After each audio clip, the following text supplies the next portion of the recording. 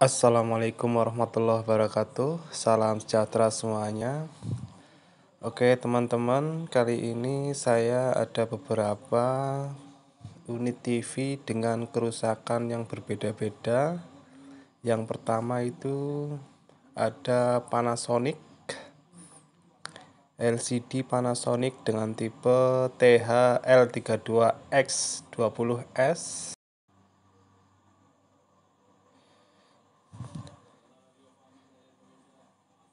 Kita lihat, kita colokkan. Nah, itu terlihat lampu indikator hijau berkedip-kedip dan nggak mau start.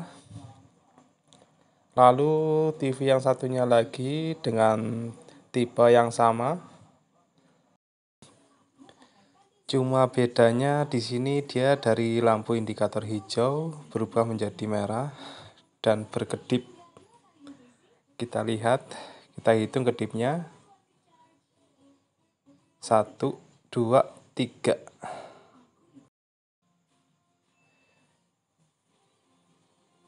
Dari lampu indikator saja kita bisa lihat ini kerusakannya berbeda.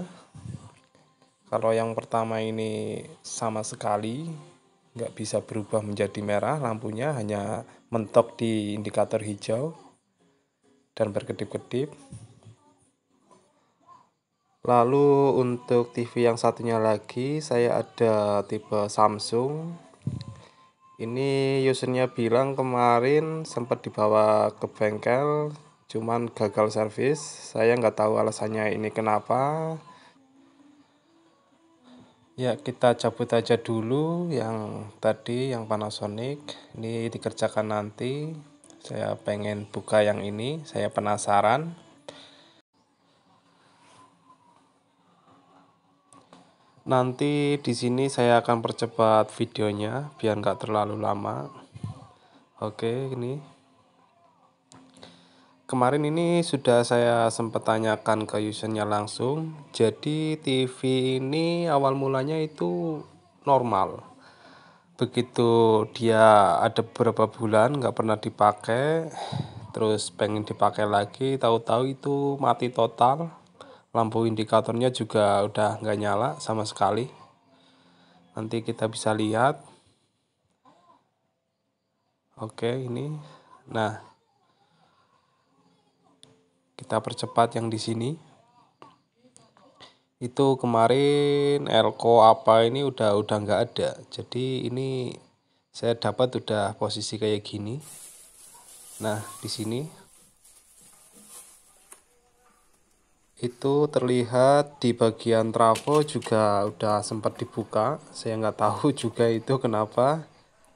Saya coba ini siapkan dulu thinner, terus saya ambil tempatnya. Nah, saya pakai bekas agar aja yang di kulkas. Nanti kita makan dulu aja agarnya, kalau dibuang.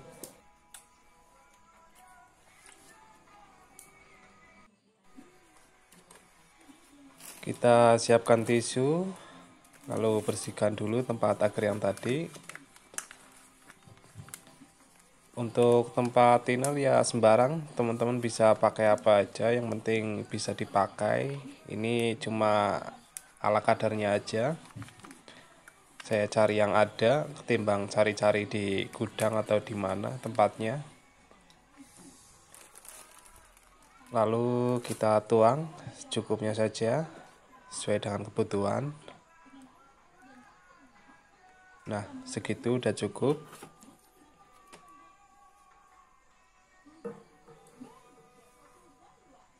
Jangan lupa siapkan juga alas untuk bagian PCB. Saya ini pakai bekas kalender yang nggak dipakai. Ini biar nanti kita bersihkan itu cipratan thinner itu nggak kemana-mana, nggak nyampe ke bawah dan nggak kotor juga. Kita bersihkan saja ini secukupnya.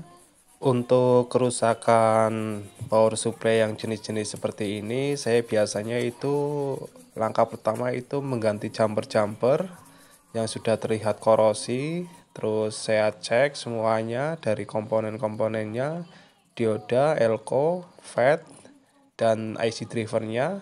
Kalau ada yang rusak sekalian saya ganti juga. Ini sudah bersih. Dan seterusnya saya biasanya siapkan kawat email. Nah, ini saya pakai bekas power supply Polytron. Ini saya biasanya ambil feritnya, L tembaganya itu. Saya pakai yang di sini, tembaganya lumayan bagus. Itu juga ukurannya pas buat dibikin jumper. Dari segi panjangnya juga cukup.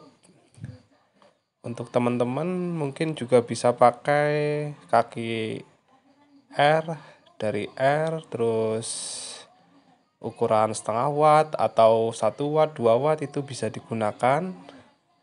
Bisa juga pakai elko. Nah, ini pakai elko. Jadi tergantung kebutuhan jumpernya. Saya biasanya pakainya tergantung kebutuhannya. Jadi seberapa panjangnya jumper-jumper yang dibutuhkan ya saya ganti. Nah, saya pakai kawat tembaga aja ini biar lebih enak, juga tahan lama.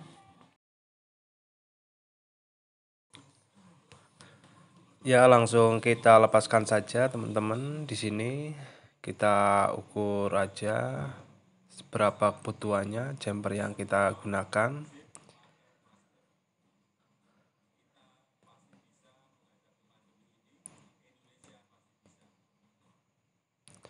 Nah, selanjutnya kita bakar terlebih dahulu ini biar lapisan emalnya hilang. Ini biar mudah dikupasnya juga. Kita bakar biar merata. Nah, di sini saya percepat. Nah, di sini. Jadi nanti kita sesuaikan dengan kebutuhan jumpernya. Lalu kita pasang. Satu persatu kita ganti semua nanti sesuai kebutuhannya. Oke.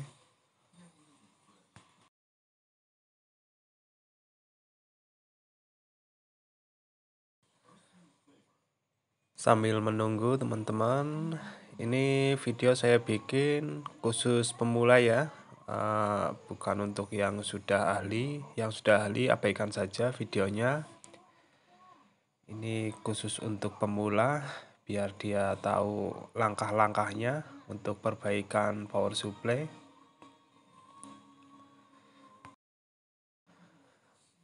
Saya percepat lagi di sini videonya. Jangan lupa ini semua komponen harus dicek keseluruhannya. Jangan sampai ada jalur yang belum nyampe, belum nyambung atau putus. Cek semuanya, solderan-solderannya. Sesudah semuanya diganti jumper, lalu kita siapkan elko-nya. Ini elko untuk tegangan inverter, untuk backlight-nya. Kita pasang saja.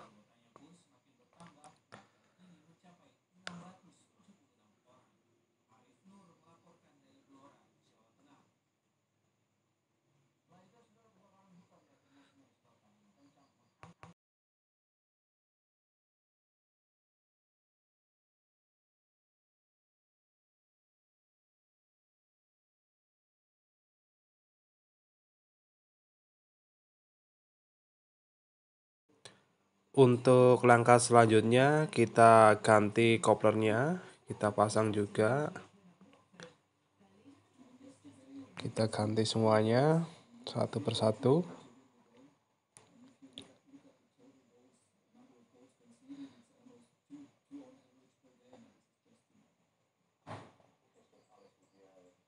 Oke. Sudah. Lalu tinggal kita solder. Jangan lupa sebelum disolder kita cek juga jalurnya di bagian kopler. Ini bagian vital untuk power supply. Jangan sampai jalurnya nggak nyambung. Nah, ini udah semuanya. Ini trafo juga tadi udah sempet tak cek ulang, udah saya perbaiki. Ini tinggal pemasangan.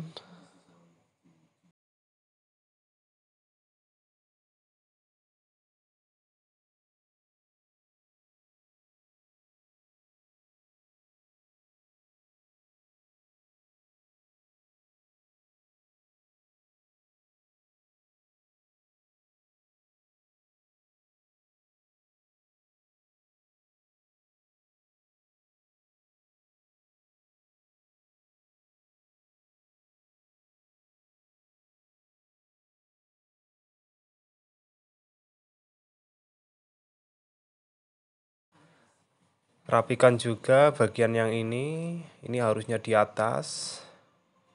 Jadi kalau masih ada tempat di atas, kenapa nggak ditaruh di atas saja biar rapi, dilihat juga enak.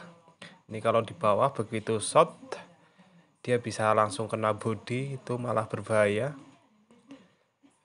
Biarpun ada pengamannya, begitu ada percikan dia bisa langsung ke bodi, tembus.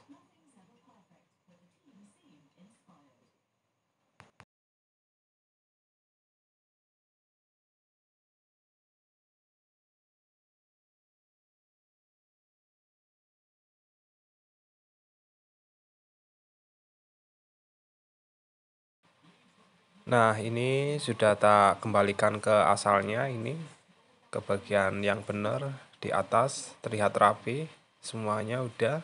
Bagian jumper juga udah sebagian saya ganti. Jadi yang diganti itu yang sekiranya udah nggak layak saja, jadi nggak harus semuanya diganti. Nah, ini udah. Nanti kita tes hasilnya bagaimana.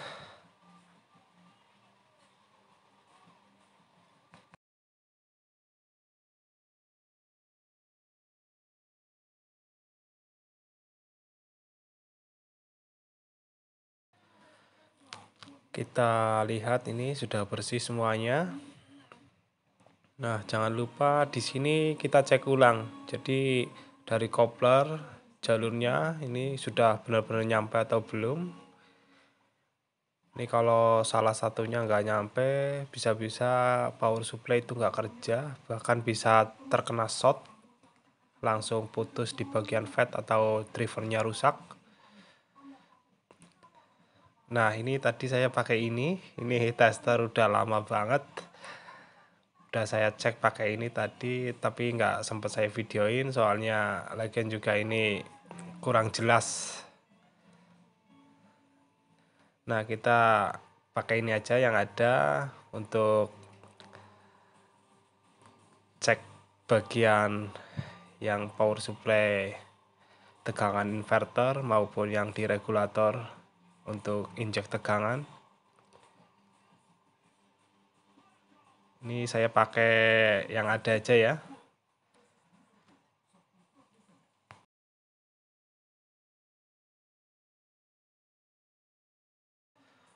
Sebenarnya ini tadi udah tak cek pakai tas terang itu, tapi biar teman-teman lihat ini tegangannya keluar atau enggak, untuk power supply-nya berhasil atau enggak. Nah, ini kita cek itu udah posisi di on kan, udah dicolok. Nah, ini di bagian B plus tegangan AC DC ini udah masuk primer dari regulatornya, power supply-nya. Nah, ini injek untuk drivernya udah masuk.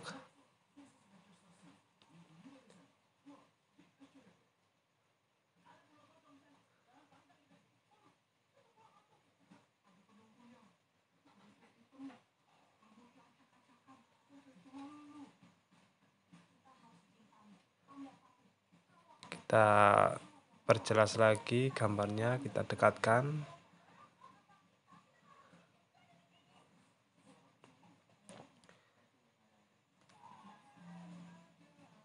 Ini masih yang sama, ini trafonya juga yang tadi, ini nggak ada rekayasa. Ini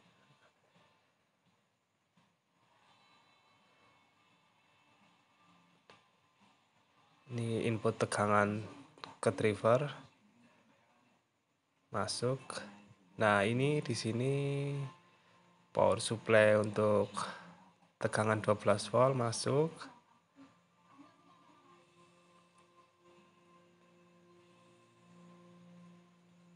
Nah, ini yang ini tegangan untuk inverter backlight masuk juga udah.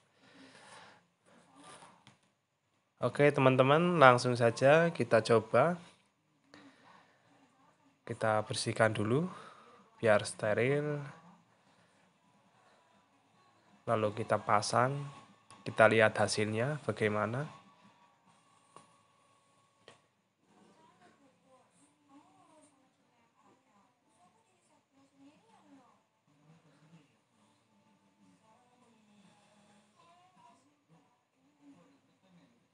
Jangan lupa dibaut dahulu biar aman.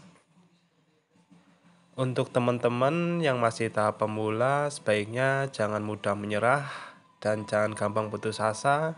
Karena menurut saya elektronik itu bisa dipelajari dan bisa dipahami. Yang penting ulet, perlu kesabaran. Jangan jadikan keterbatasan itu sebagai alasan. Semua pasti ada jalannya.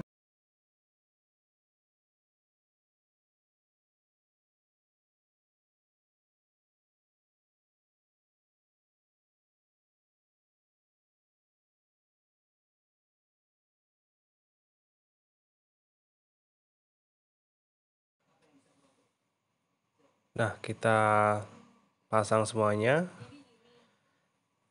Kayaknya udah siap ini. Langsung kita coba saja.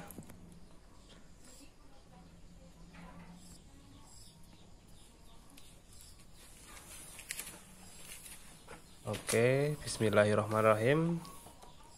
Kita coba teman-teman.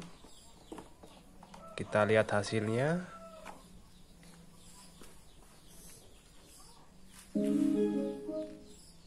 Nah, kita buka. Oke.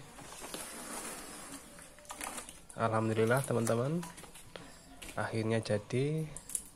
Oke, mungkin itu saja yang bisa saya sampaikan. Sampai ketemu di video selanjutnya.